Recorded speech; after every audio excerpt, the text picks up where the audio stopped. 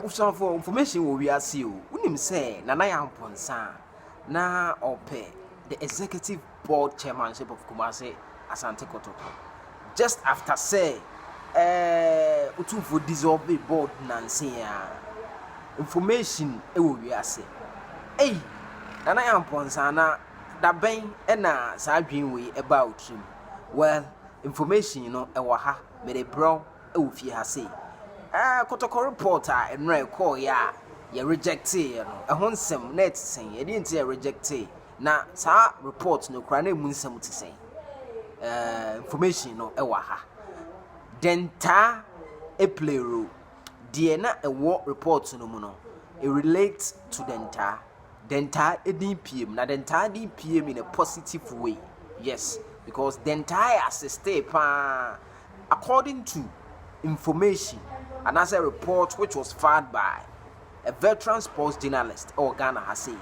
Franco Naro within Jumama Kesben FM Kesben TV. Why report about report na eno na o chire mu say e kapa reporter Nana Yaw Amponsah e de call board no o chese sa report na nsanko Manhyia no e ka ewo mu no na e ka emni Kumasi Asante Kotoko no enye kaketwa Nana Yaw Amponsah in the report insisted say ono board no got to a time and a board name money schedule inti afidie ono ana na ekupiska de club no. That is the reason why inside e ka bebrebe na aba na e ka no by the kind courtesy of the international relations managers abna akosua denta na eto de bia no oboa na ode Kotoko no ekopede yen busia ni nyina no reports no e capture e ka enya kaketwa na Nana Yaw Amponsah edi anase sa e by sympathy na aban mu mpanyifo ebi eba Manhyia say omo be ka bia ma Nana Yaw Amponsah because in the last 3 years no ono na aye adwuma na it is ono na aye adwuma ne dia because of relationship as aban mu mpanyifo no ene Manhyia wo no omo be de oma no betum na oma pledi abege Manhyia say Manhyia de adwuma na obema no na eno nso ekosi sen ye de bro e ofia ha be fa chawa ha e Super 24 TV on subscribe ya na wa subscribe ya ma me wadaroma Kumasi Asante Kotoko nsem ne de ye wo interest wo medical ka cha wo say nsem no de esi ene ye de bro enyare ye ko sel de obia nti nsem no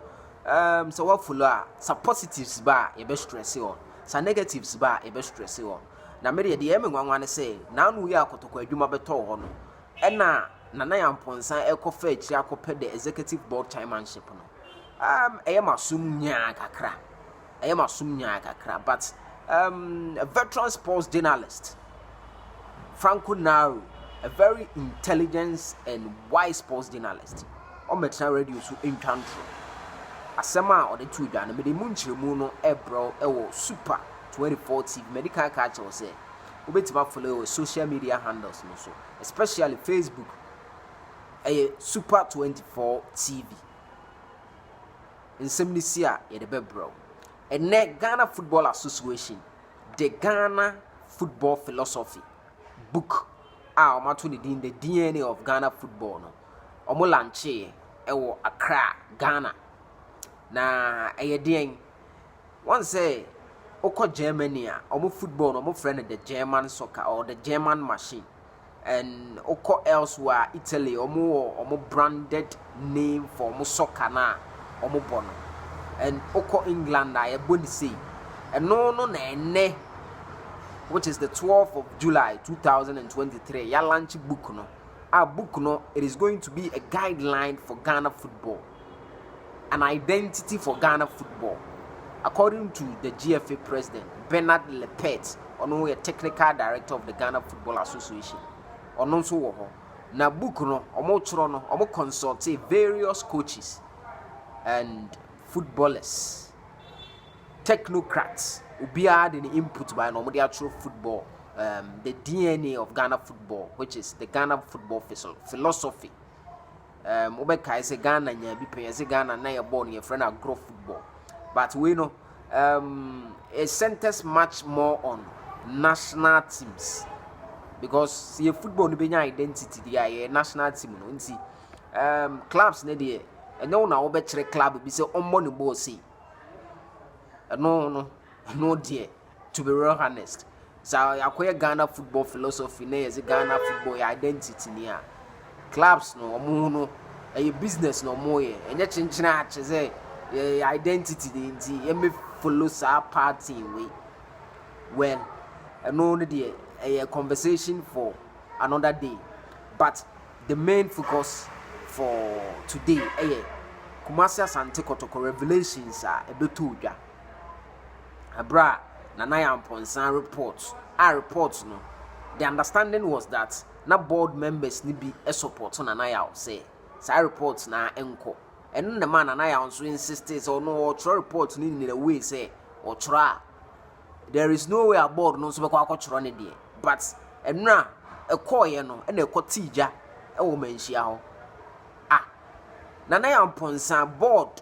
na appointed no into or report to the board. Inti na enwanwa say some board members say the report no nchro in such a way say ekwa e be represent board no inti ya no kra no inti ayete ne say ekofa nchichemu by between the board members but eventually en the koye 180 ya twero ne pafe adimu krachini but unfortunately ekoye no na otumfo e rejected sa word we na amanfo especially viewers mo abisi me enka but so far say reports no call and yanje antum no it was rejected. Yes, into Saturday grana Manhyia ka say omo return no omo for mo de embra but timelines ni so and omo play dey for a week into Tuesday na board ni de no ebeko because a board na ama na Yaw adwuma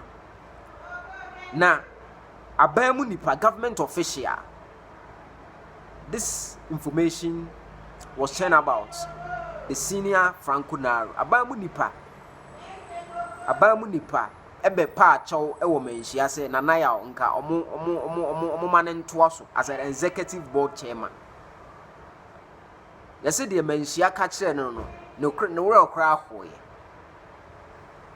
Na Yaw abe na dwuma 3 years oko na ehemfa biom ena yen samfa executive board chairmanship emano. We understand say lobby ne koso but na Yaw de edi kan ka say na Yaw era is over as Asante Kotoko. Wabeye ne de oko Manhyia nim omo de adwuma no ebe mo omo.